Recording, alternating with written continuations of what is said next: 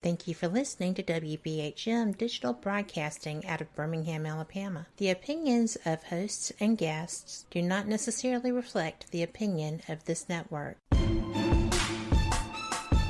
You are listening to WBHM Digital Broadcasting, the best in paranormal talk only on Paranormal Experience Radio.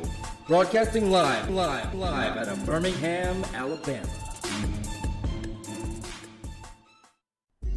This is Ghost Talk with 187 PI.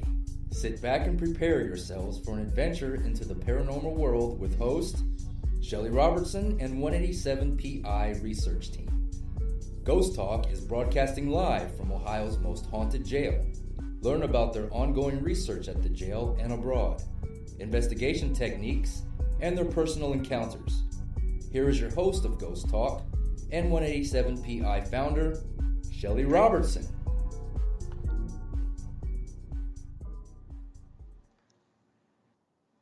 Good evening, everyone. Welcome to Ghost Talk Radio. With me is your host, Shelly Robertson. Tonight I have a very interesting show planned for you. I will be discussing Labor Day, history, mayhem, and hauntings.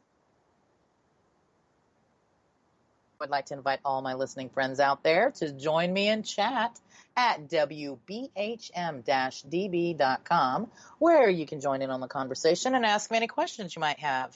So, let's start off with some history on Labor Day. You know how I just love the history of things.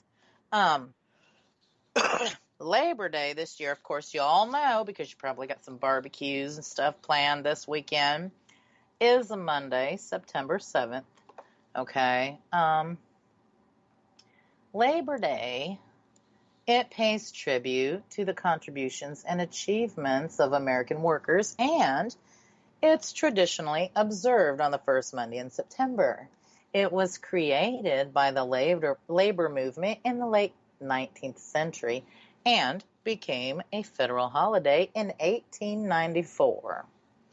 Labor Day weekend, it also symbolizes the end of summer for many Americans, and a lot of people celebrate it with parties and family gatherings, street parades, and even athletic events. And many of you, I'm sure, will be having some fun in the sun this weekend, maybe having cookouts, gatherings with friends or family. And due to, what's going on in the world today, I'm sure you're all going to be paying special attention to that social distancing, am I right? So, with all that, let's see, how did Labor Day come to be? Well, as with everything else, there is some history behind this joyous day. You all know it's an annual celebration of workers and their achievements, and in the late 1800s, at the height of the Industrial Revolution in the United States, believe it or not, the average American worked 12-hour days, 7 days a week, in order to make just a basic living, okay? And despite restrictions in some of the states, you guys are just going to be flabbergasted if you don't already know this. Children as young as 5 or 6 worked in mills, factories, and mines across the country, earning just a fraction of the amount of money that their parents or other adults made in wages, which is pitiful, and I guess that's how probably how the child labor laws also came about. People of all ages, particularly the very poor and maybe recent immigrants to the country, they often faced extremely unsafe working conditions with insufficient access to fresh air, sanitary facilities such as bathrooms and such, and even breaks. They would work people without even giving them a break. Well, of course, as manufacturing, in the agricultural area started gaining momentum, right? American employment labor unions, they had first appeared in the late 18th century, okay? They grew more prominent and vocal, okay? And they began organizing strikes and rallies to protest poor conditions and to compel employers to renegotiate hours and pay, right? So many of these events, of course, as you can imagine, back in the day when things kind of went amok, many of the events, they turned violent during this period, including the infamous Haymarket riot of 1886, in which several Chicago policemen and workers were killed. Others gave rise to long-standing traditions, okay, like let's say on September 5th, 1882, 10,000 workers took unpaid time off to march from City Hall to Union Square in New York City, holding the first Labor Day parade in U.S. history. Now, that is very interesting. Can you imagine 10,000 people? You know, the idea of a working men's holiday, right, celebrated on the first Monday in September, it caught on in other industrial centers across the country, and many states passed legislation recognizing it. Congress would not legalize the holiday until 12 years later, however, when kind of a watershed moment in the American labor history brought workers' rights squarely into the public's view. On May 11th, in 1894, employees of the Pullman Palace Car Company in Chicago went on strike to protest wage cuts and the firing of union representatives. And then it was on June 26th that the American Railroad Union, led by Eugene Debs, called for a boycott of all Pullman railway cars, crippling railroad traffic nationwide. Well, to break the Pullman strike, the federal government dispatched troops to Chicago, unleashing a wave of riots that resulted in the deaths of more than a dozen workers.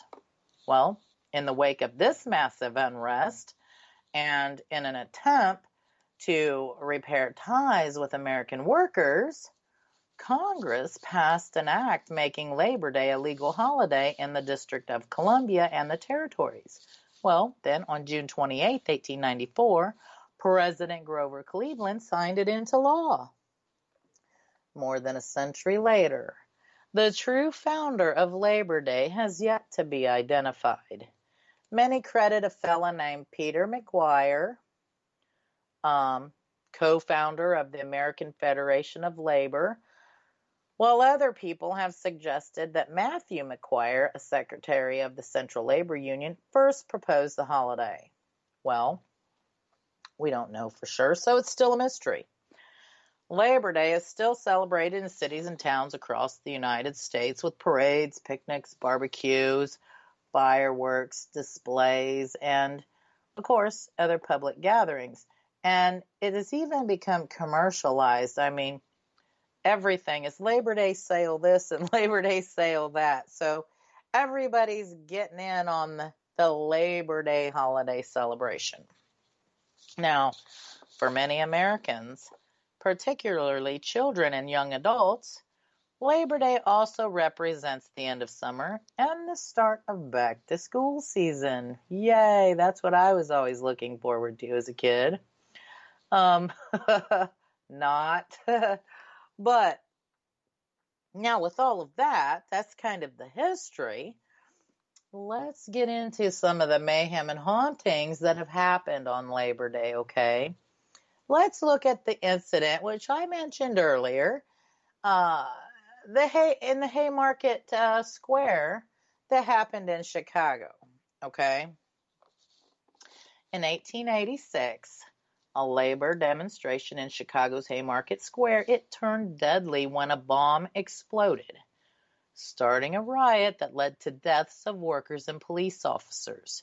It became known as one of the most famous labor incidences in American history and eventually led to the conviction of 8 conspirators from the labor movement. Okay? But Haymarket was certainly not the only violent labor event during Chicago's Gaslight area. All right, Chicago is just a plethora of stuff, from the mob to gangs and to this, right? Things like this. Unfortunately, for most of the workers of the Gaslight era in Chicago, it's just words. They were not unable to change the conditions under which they labored, okay? Long hours, poor pay, that plagued the majority of the jobs that could be attained by the lower classes. Now, the employers, they never failed to believe that workers should be thankful for whatever job they could get and for whatever pay they were offered, you know. And it certainly wasn't a sentiment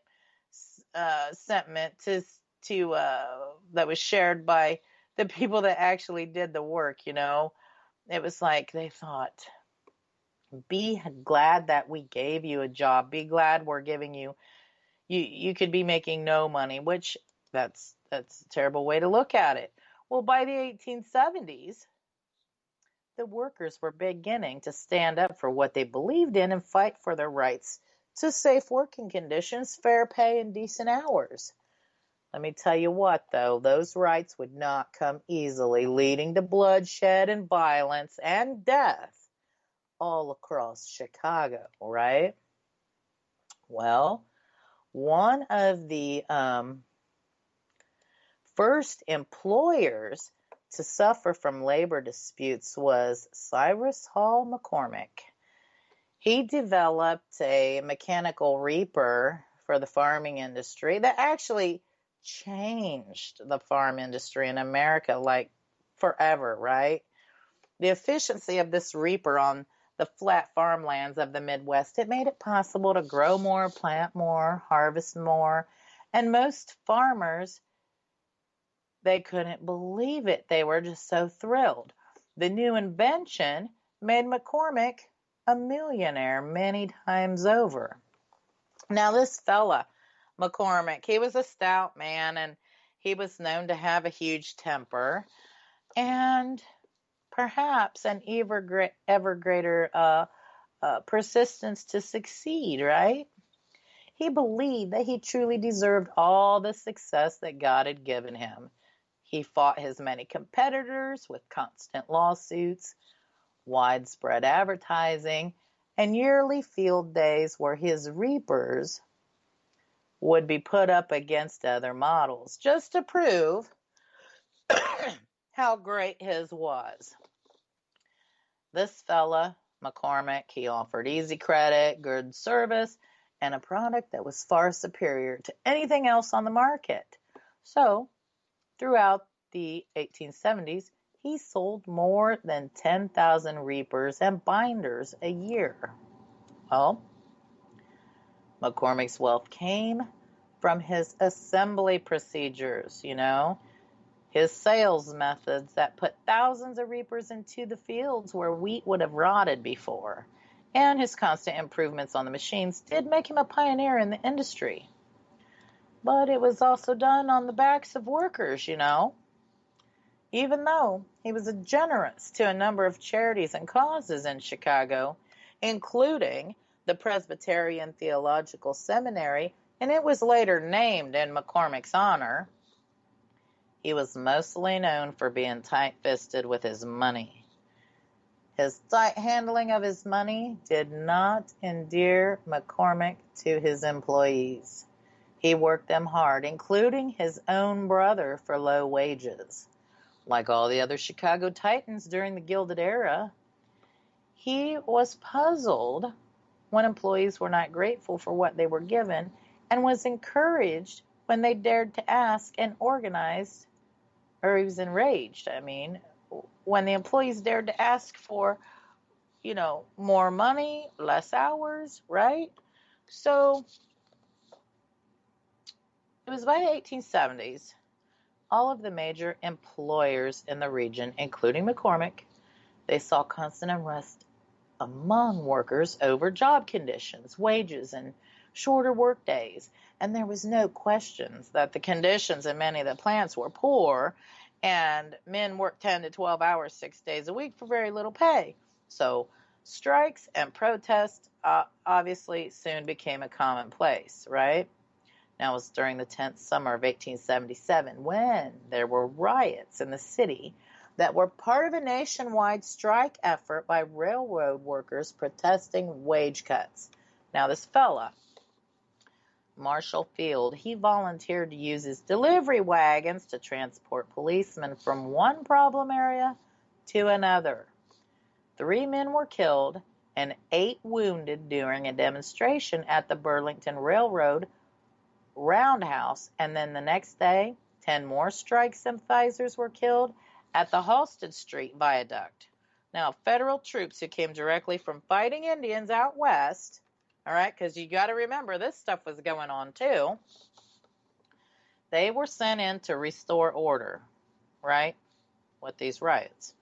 Now, the following year, the fella Field and McCormick, and some others actually, they secretly subscribed to a fund that would furnish Gatling guns and uniforms for the Illinois National Guard. Now, this was done according to McCormick's assistant to prepare for what danger, if any, was to be anticipated from the communistic element in the city, they were calling it, right?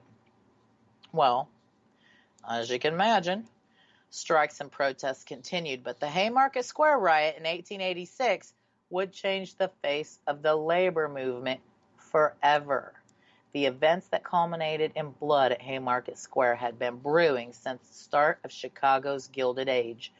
The years after the Civil War saw a rise in power of the labor unions. Many prominent capitalists had preached the moral correctness of the war, often more interested in profits that could be made from it than because of any, just cause. But they failed to predict what would happen afterward. Many of the veterans who came home after a war had a different mindset than when they'd left. As soldiers, they had worked together amid danger, death, and destruction, fighting a war that would become about, ending slavery. Now, from that, to equate the over-demanding expectations of their employers, for next to nothing wages, mind you, with slavery was a simple one. Warring with the slave drivers was seen as necessary, but the trouble was there were a lot of soldiers, but no real army. So without a union, laborers were at a great disadvantage when compared with their employers. Workers were able to come together, strike, raise hell, but only for limited periods of time. Unions of the day, many of which were newly organized, were long on principles, but short on any real sense of power, save for disruption of work. So once they began working through all the political process, then things began to change. They scored their first victory in March of 1867 with the passage of a state 8-hour workday statute. But their sense of accomplishment was short-lived. The law was easily circumvented by employers who reduced pay, discharged employees, or found loopholes to continue working their men for 10 hours a day or more. Such manipulation of the law, it angered the workers, and unrest and violence occurred throughout the city. Many of the workers and union leaders, they were not content to let strikes and walkouts speak for them, okay? Many of them endorsed a more violent form of action. That action reached its peak in Haymarket Square, where rural farmers came into Chicago to exchange produce for cash in May of 1886. Now, the Haymarket Square riot began as a mass meeting of workers to protest police actions against strikers at the McCormick factory. 6 workers demonstrating an 8-hour work day had been killed by factory guards, and tensions were running high. The rally at Haymarket Square involved about 2,500 workers who turned out in the rain to listen to speeches by local labor leaders, Albert Parsons, Samuel Fieldman, and August Spies, right? Now, despite the fact that all three men were considered dangerous agitators and anarchists, by city business leaders, of course, Mayor Carter Henry Harrison issued a parade permit for the gathering, believing there was no cause for concern. However, police officials sent nearly 700 officers to the scene. Police Inspector John Bonfield led his superiors to believe that a citywide riot might take place. Mayor Harrison visited the scene, and finding it peaceful, he ordered all the reserve officers to be sent home, right? So Bonfield refused, and 2 hours later ordered his men to disperse the crowd. As the policemen moved into formation, a crudely made pipe bomb was thrown into the midst of about 200 police officers. The bomb exploded, and one officer was killed, and 6 others were mortally wounded. In retaliation, the policemen opened fire on the crowd and began shooting at the fleeing protesters. They continued to fire for more than 5 minutes.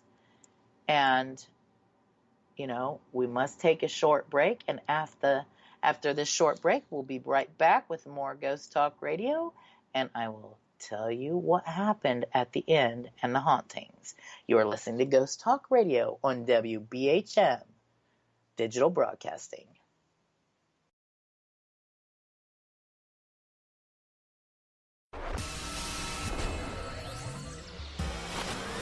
You are listening to WBHM Digital Broadcasting, Birmingham, Alabama.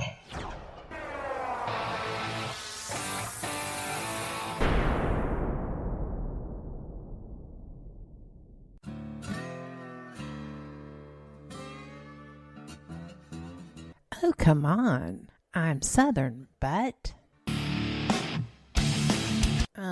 nope. That'll do. Hello. I am Kat Hobson, host of Paranormal Experience here on WBHM Digital Broadcasting out of Birmingham, Alabama. I enjoy having guests from all areas of the paranormal, from ghosts to ufology to cryptids and beyond. You'll find some of the best researchers in their fields bringing you some great information. Join me on Wednesday nights from 8 to 10 p. Eastern here on WBHM Digital Broadcasting.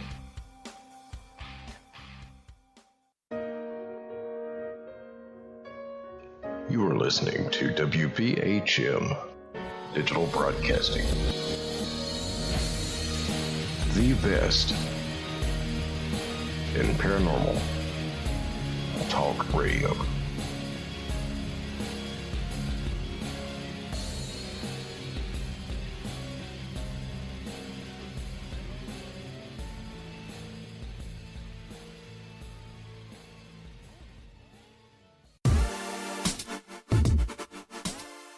Listening to WBHM Digital Broadcasting, the best in paranormal talk, only on Paranormal Experienced Radio, broadcasting live out of Birmingham, Alabama. Since 1948, Fate magazine has brought you reports of the strange and unknown, all of them true. Fate Radio is carrying on that tradition, bringing you the unusual, macabre, strange, and bizarre. Join host Kat Hobson Sunday nights from 8 to 10 p.m. Eastern on WBHM Digital Broadcasting.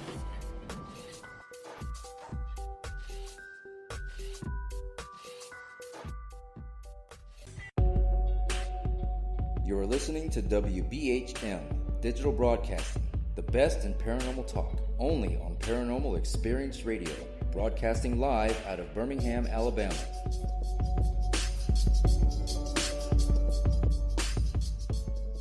The time is 23 minutes after the hour. Welcome back to Ghost Talk Radio. With me is your host, Shelly Robertson, and tonight I am talking about Labor Day. The Hauntings and Mayhem, right? You know, in history.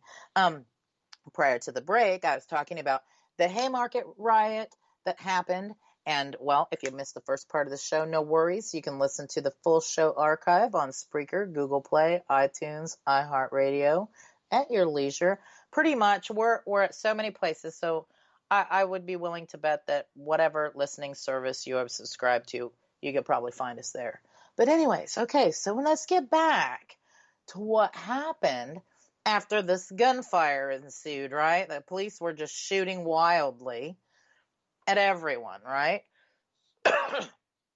So by this time now, Mayor Harrison, he had pleaded for calm in the wake of this attack, but there was very little people interested in listening to him, okay? Police officials were determined to not only find the man who threw the bomb, but also track down those who caused it to be thrown in the first place, namely the leaders of the labor union who organized the event. The policemen of Chicago began a reign of terror among the city's working class citizens, right? All rights were suspended, and hundreds of suspects were arrested, beaten, and interrogated at all hours of the night. False confessions were violently extracted from those who were thought to be anarchists or sympathizers of the labor unions. Whoever the bomb thrower actually was, he faded away in history. They never found him, and he got away, right? Eventually, though, through 8 so-called conspirators, they were brought to trial, and it was widely believed that the defendants had the deck, so to speak, stacked against them, right? Rumor had it that the jurors in the trial had been given $100,000 by Chicago business leaders, and that prior to the verdict being read, Marshall Field was already lobbying that the men be hanged. So you can imagine back in that time, that's a lot of money, right? $100,000. So this Marshall Field fella, he went to City Hall and he demanded that the mayor repress free speech in the city in the interest of public safety. Well, of course, the mayor refused to do this, even after Field informed him that he represented great interest in Chicago. Well, obviously, that mayor, couldn't be bought, and thank goodness. Well, 7 of the defendants received a death sentence. The 8th was given a sentence of 15 years in prison. All of them were tried and sentenced on conspiracy charges to incite violence that led to the deaths of the police officers. On November 11th, 1887, August Spies, Albert Pearsons, George Engel, and Adolph Fisher, they were hanged at the Criminal Courts building on Hubert Street.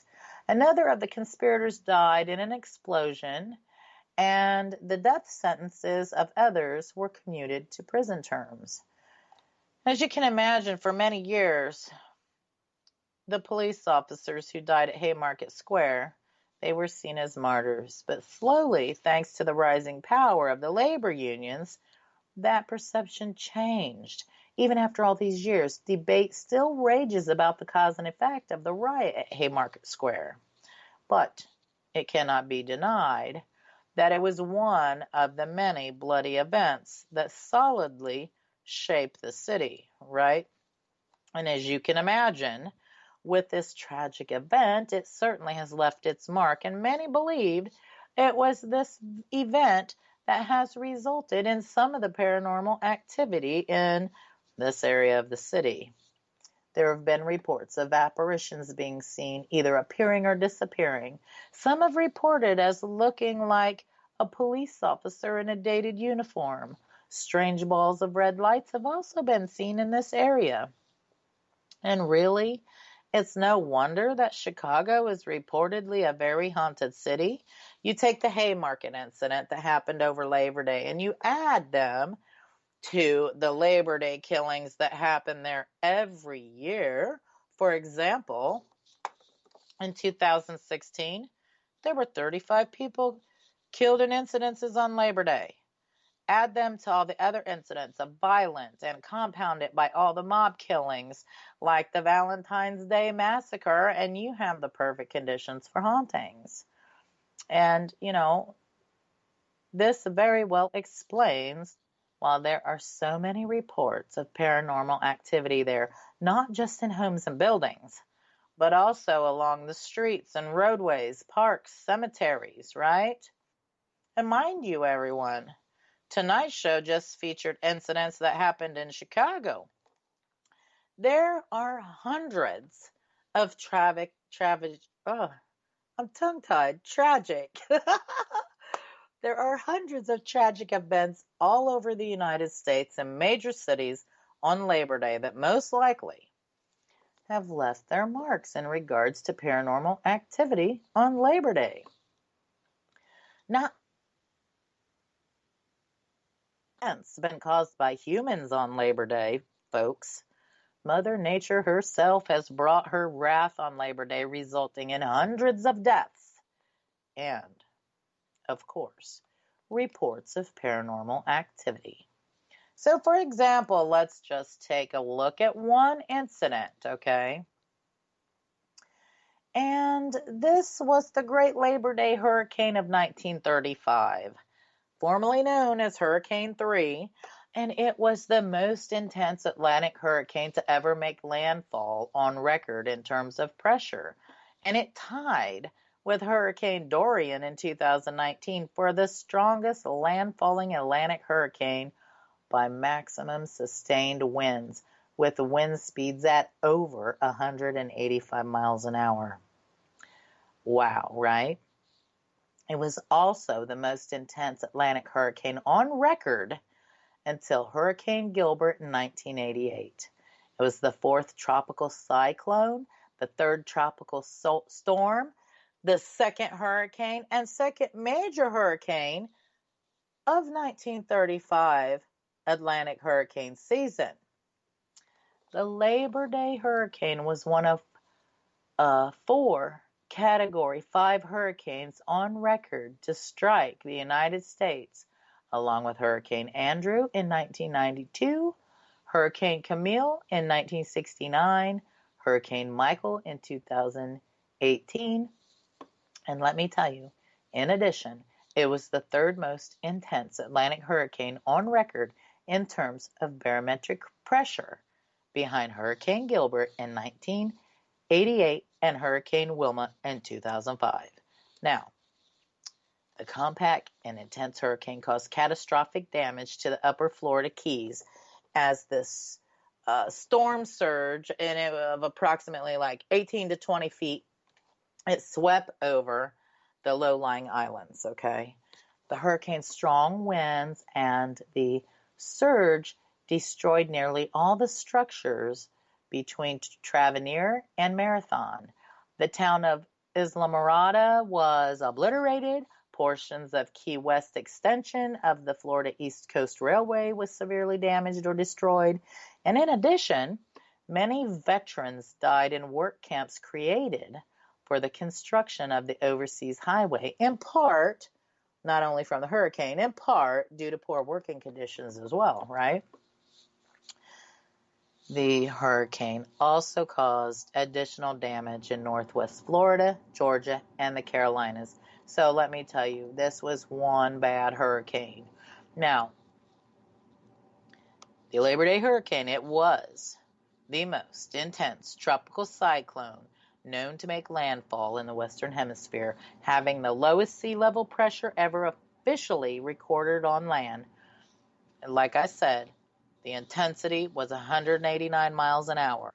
Now, September 2nd, which was Labor Day, okay, at about 2 p.m., this fellow named Fred Gant, Assistant Administrator of the Florida Emergency Relief Administration, he requested a special train to evacuate the veterans' work camps located in the Upper Keys. It departed Miami at 4:25 p.m., and it was delayed by a drawbridge opening, and then some obstructions came across their tracks, and then mounted with poor visibility. It was just an unbelievable trip. Well, the train finally arrived at Islamorada station, and that's on the upper Mayhem Key, and it got there about 8:20 p.m.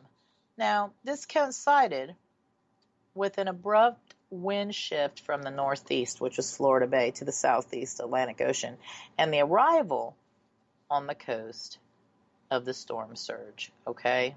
Now, this hurricane left a path of near total destruction in the Upper Keys, centered on what is today the village of Islamorada. The storm caused wind and flood damage along the Florida Panhandle and into Georgia, and significant damage to the Tampa Bay area. After the third day of the storm, corpses swelled up and split open in the subtropical heat. And this was according to the rescue workers. How horrifying. Public health officials, they ordered plain wood coffins holding the dead to be stacked and burned in several locations. The National Weather Service estimated 408 deaths from the hurricane. Bodies were recovered as far away as Flamingo and Cape Sable on the southwest tip of the Florida mainland, right? Now, 3 veterans work camps existed in the Florida Keys before the hurricane. Number 1 was on Windley Key. Number 3 and number 5 were on Lower Mayhem Key. And according to the camp payrolls for August, they listed 695 veterans. They were employed in the project to complete the overseas highway, which was connecting the mainland with Key West. All right. Now, in the aftermath, it was determined that dead bodies were scattered throughout the Keys, and the rapid decomposition, they created, just horrific gas-like conditions, okay? So state and local health officials, they demanded a ban on all movement of bodies, and they also demanded immediate burial or cremation in place. And it was the next day that the Governor Schultz, he ordered that to be, all right? So cremations began on Saturday. 38 bodies were burned together at a collection point beside Snake Creek. Over the next week, 136 bodies were cremated on Upper Mayhem Key at 12 different locations. On the Lower Key, 82 were burned at 20 sites. And on numerous small keys in Florida Bay, bodies were either burned or buried right where they were found. All right. Although the congressional record, that gives a report of 485 victims of the hurricane. 257 of them were veterans and 259 of them were civilians. And the records also show that there were 694 World War I veterans, and they've got their names there and got them as status as survived the hurricane. So there was a lot of survivors, thank goodness, but nearly 500 people died, right, and were scattered about. Now, in Islamorada, standing just east of US 1 at mile marker 82, near where the post office stood, is a monument designed by the Florida Division of the Federal Art Project, and it was constructed using Florida Keys limestone by the Works Progress Administration, and it was unveiled on November 14, 1937, with several hundred people attending this memorial unveiling. Now, the Florida Keys Memorial is known locally as the Hurricane Monument and was built to honor, of course, hundreds of American veterans and local citizens who perished during that great hurricane, right? Now, in 1937, the cremated remains of approximately 300 people were placed within the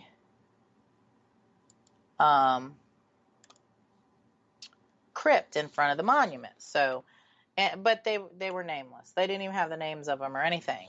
Now, due to the devastation Mother Nature leashed out, right, it is no wonder why there have been many, many reports of paranormal activities in the areas destroyed where the lives were taken. There have been reports of full-body apparitions, disembodied screams and cries, and one that I found very interesting, gusts of winds that kick up out of nowhere and stop as quickly as they started, right? Now, do we know if the hauntings in these areas I talked about tonight are intelligent hauntings or residual hauntings? Well, I do not know for certain. Much of the poor reports would indicate that a great many are residual hauntings, okay? And after we come back after this short break, I will explain exactly what those are, the differences are. You are listening to Ghost Talk Radio on WBHM Digital Broadcasting.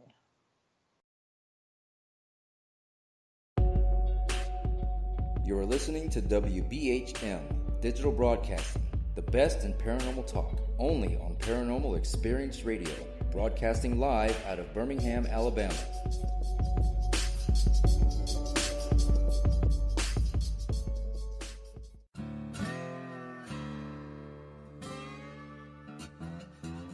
Oh, come on. I'm Southern, but... nope. That'll do. Hello. I am Kat Hobson, host of Paranormal Experience here on WBHM Digital Broadcasting out of Birmingham, Alabama. I enjoy having guests from all areas of the paranormal, from ghosts to ufology to cryptids and beyond. You'll find some of the best researchers in their fields bringing you some great information. Join me on Wednesday nights from 8 to 10 p. Eastern here on WBHM Digital Broadcasting. Since 1948, Fate magazine has brought you reports of the strange and unknown, all of them true. Fate Radio is carrying on that tradition, bringing you the unusual, macabre, strange, and bizarre. Join host Kat Hobson Sunday nights from 8 to 10 p.m. Eastern on WBHM Digital Broadcasting.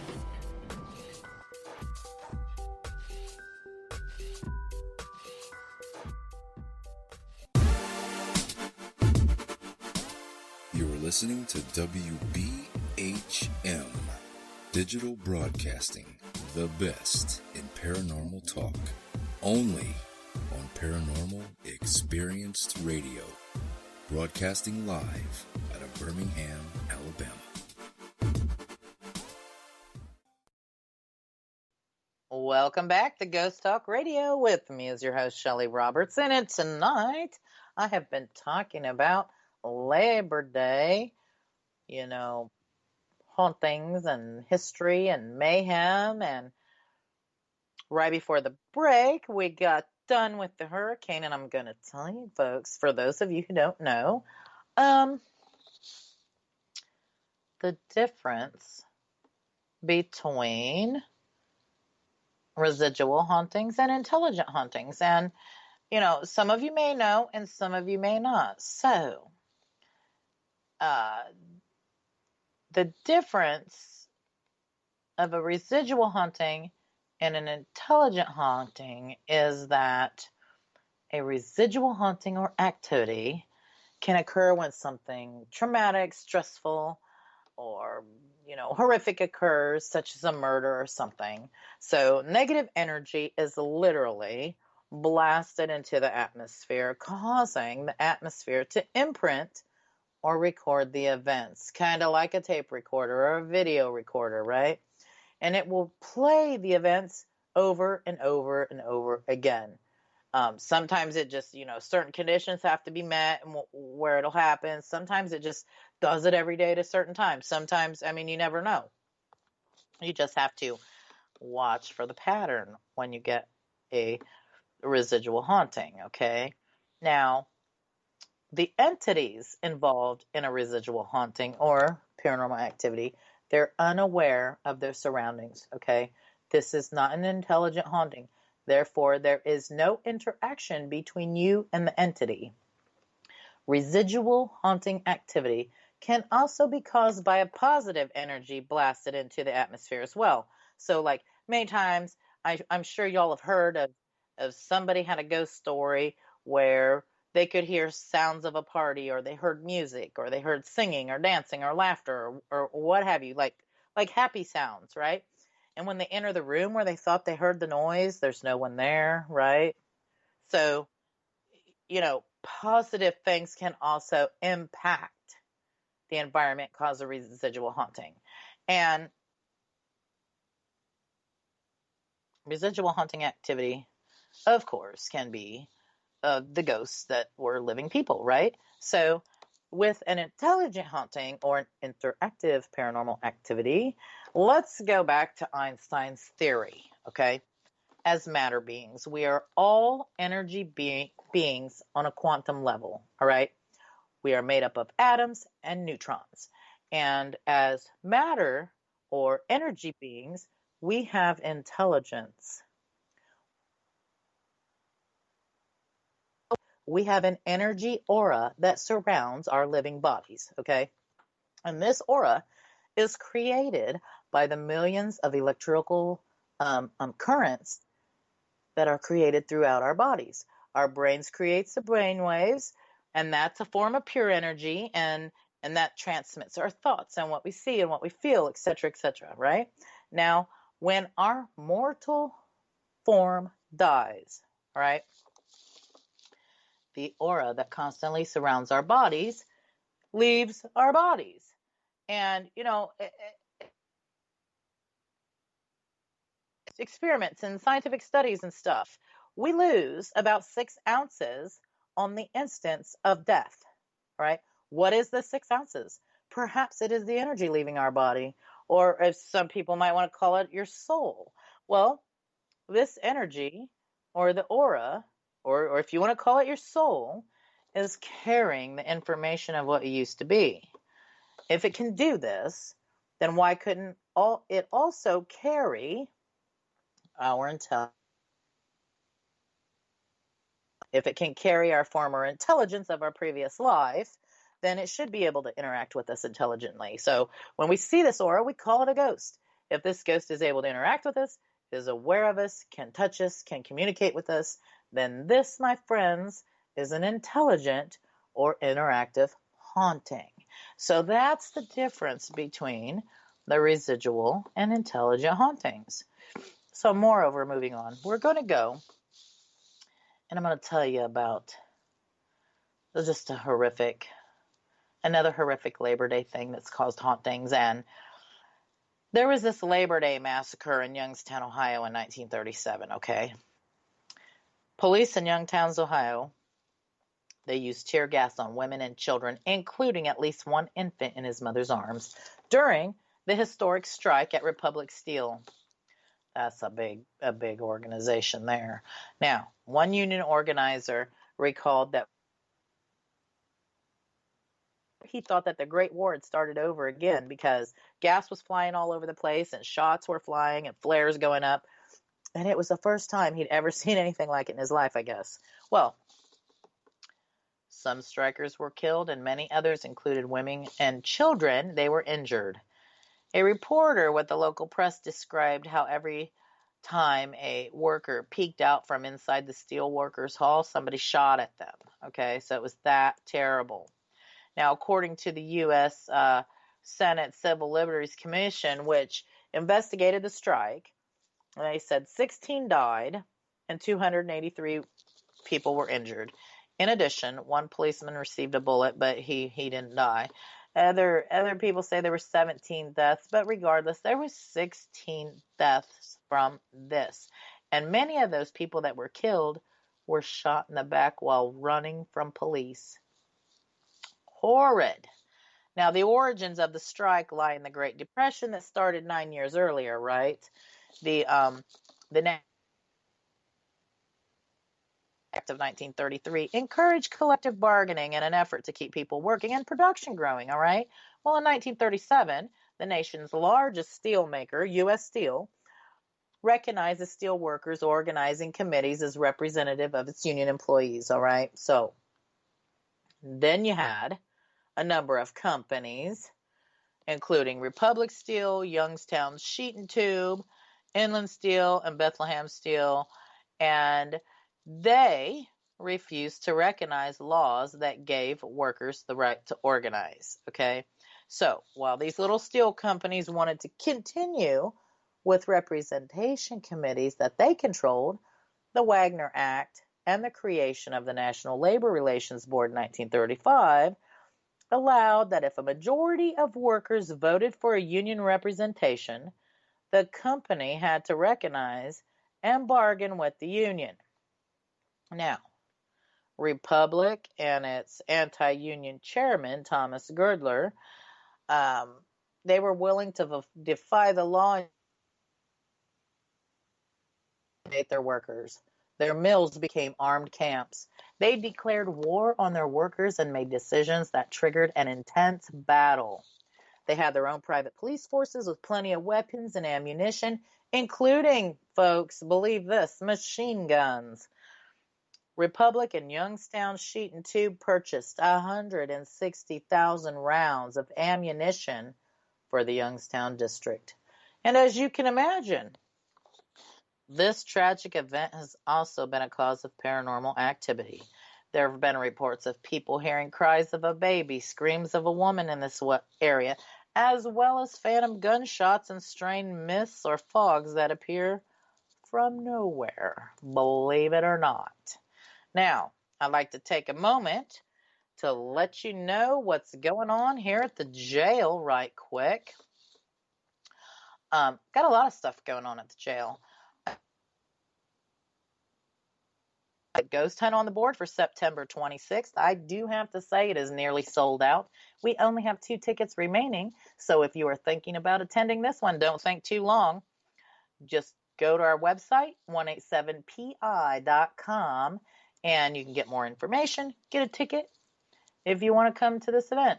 We also have a public celebrity ghost hunt coming October 17th with Doogie, Stephen McDougal, from the hit shows Haunted Towns and Haunted Live, along with Jason Hale of the Fearless Ones and the Fearless Forum. This is a hunt you won't want to miss. They are coming in and you'll get a chance to meet and greet them. It's going to be a great event. There's also a payment plan for VIP tickets at the website. So these tickets are selling out. So if you're thinking about coming and seeing them, you might want to get your tickets pretty quickly. And events, we also have 2 exciting weekend celebrity ghost hunting events on the board happening in the first 2 weekends in February, featuring Santiago Cirillo, who is known in the paranormal world as the Paranormal Magnet.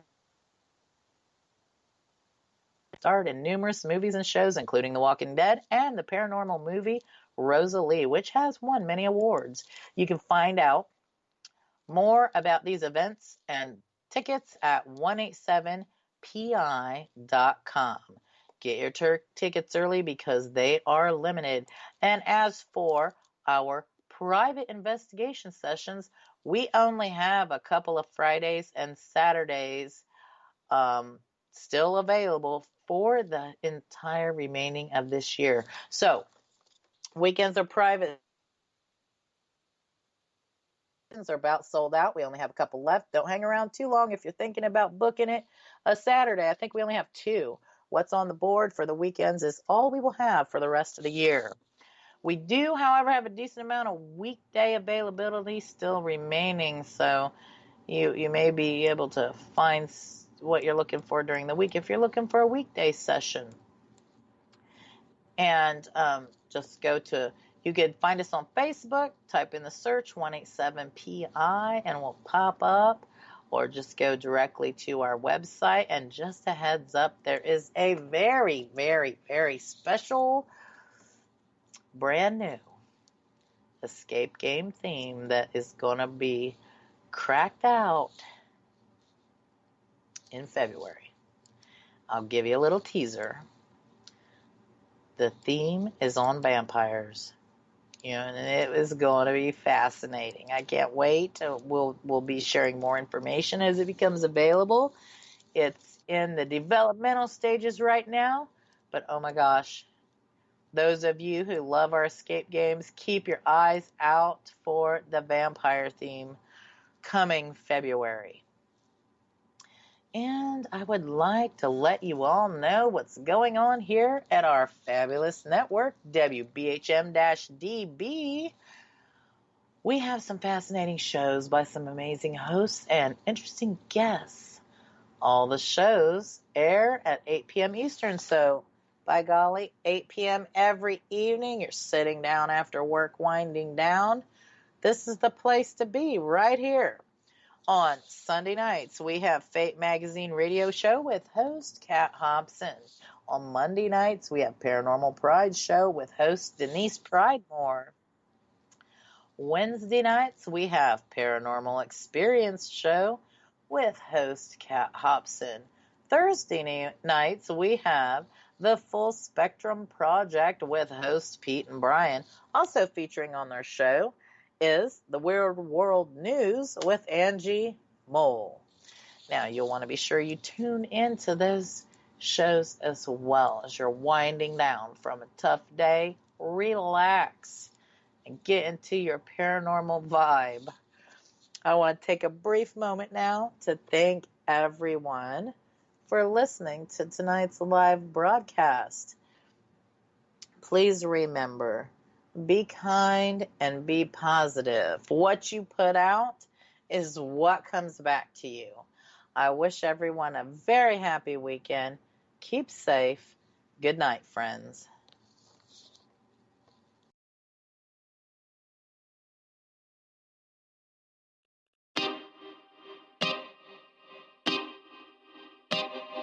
This is Jason Bland, host of Midwest Paranormal Presents Paranormal Soup, where we stream live as a webcast every Sunday night, 11 p.m. to 2 a.m. Eastern, with guests who will blow your mind. Live ghost box sessions where you can call into the show to see if the spirits will talk to you, and the World Wide Web of Weird with the latest in paranormal news and evidence. We're bringing the weird every Sunday night, 11 p.m. to 2 a.m. Eastern on our Facebook page and YouTube channel. Don't forget to follow and subscribe.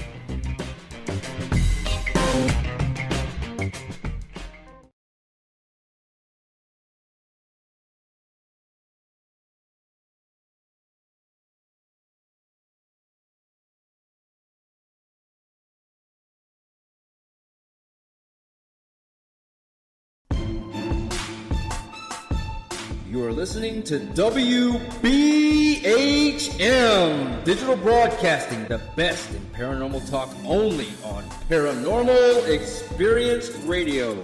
Broadcasting live out of Birmingham, Alabama.